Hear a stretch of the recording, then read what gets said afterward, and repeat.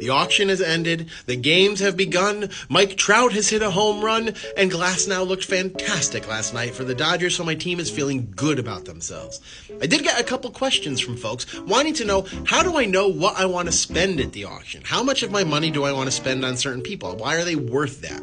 I do a couple different things in what I call the super sheet, which is an Excel sheet that I created that brings all the data that I want into one place and automatically does all kinds of machinations for me during the auction. How many players do I need? What positions? Who else needs the same kind? What's the max bid? How much money do I have left per person? Where do I want to spend this? And if I do that, what is it going to do over here? All of these things change as we go through, and I'll talk more about that in specific in other videos if you guys want.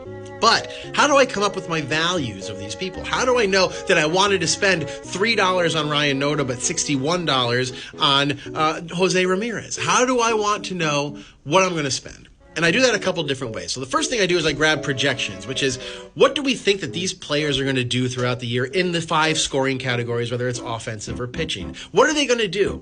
What's the good chance that they're going to be able to do these things? And I take that data and I pull it from Fantasy Pros. Fantasy Pros is a fantastic website, and during the auction season or the draft season, they actually have projections from all different sources, Yahoo, CBS, all the different versions. I think there's 10 or 12 of them, and they combine them into like an average for each of the position. I pull that data, I put it into my spreadsheet, and it runs through its math. I go ahead and then I look at other auctions. So you can buy fantasy magazines. You can use projection calendars. You can use calculators that some websites have to be able to give you auction values.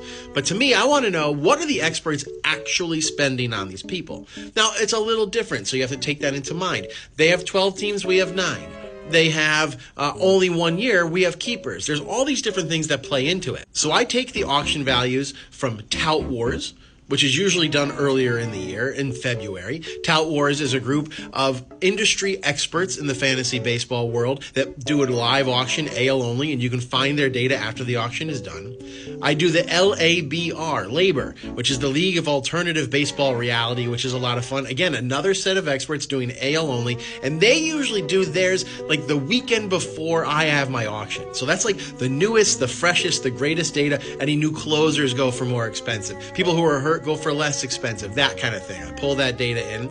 I have my calculations, which again I'll talk about another day, and then I have CBS. CBS does their own expert auction as well. I take all that data, I average it all out, and that becomes the dollar amount that I'm looking for. Anyone who would go in a first round of a straight up auction or bid would be an extra $10 to $15 more than what I think that their value comes out to. So for instance, Jose Ramirez is a $40 person. I add $15, that brings him to $55, and then you have inflation because of what's left at the corner, what other teams have, and how much money I have. He ends up at $61. So you see how that kind of works? Ask questions. I'd love to answer them. If you want to know more details about how I put together my spreadsheet, let me know, and I'll share more of that too. Good luck this season, and we'll see you soon.